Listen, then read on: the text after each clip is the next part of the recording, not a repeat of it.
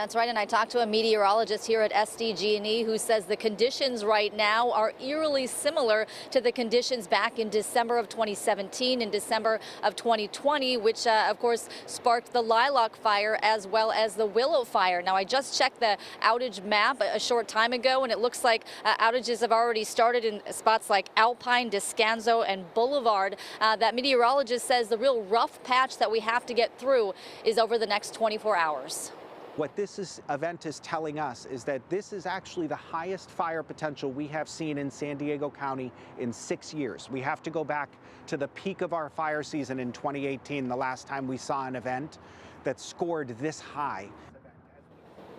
And that was meteorologist Brian D'Agostino. He says also the VP of Wildfire Climate Science at SDG&E, and he says that the high winds mixed with dry fuel is creating this potential for a wildfire. More than 100,000 SDG&E customers were notified over the weekend that they could have their power shut off this afternoon or possibly tomorrow as a precaution.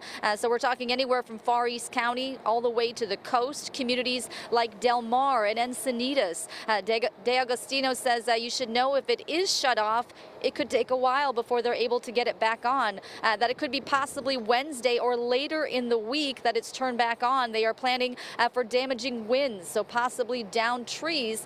And if that happens, they have to clean up any impacts to the electric system first and then go back in and repair everything. So they have to wait until conditions are safe before crews can get out there and get to work. So he says if you live in the backcountry, you should know this.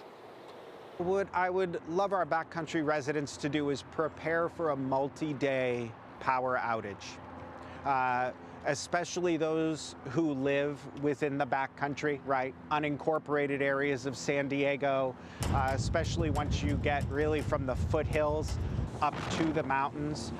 That's where there could be a prolonged outage. And so he says today is the day. Make sure that you have a plan in place, have that go bag ready, and make sure that you're talking to your family members about any potential evacuation plans. Carlo and Heather.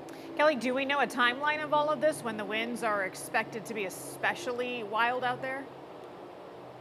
He says daybreak tomorrow is when the winds will really be peaking, and he says that coastal areas, including Del Mar and also even further inland, even in Scripps Ranch, that the wind gusts can be particularly strong.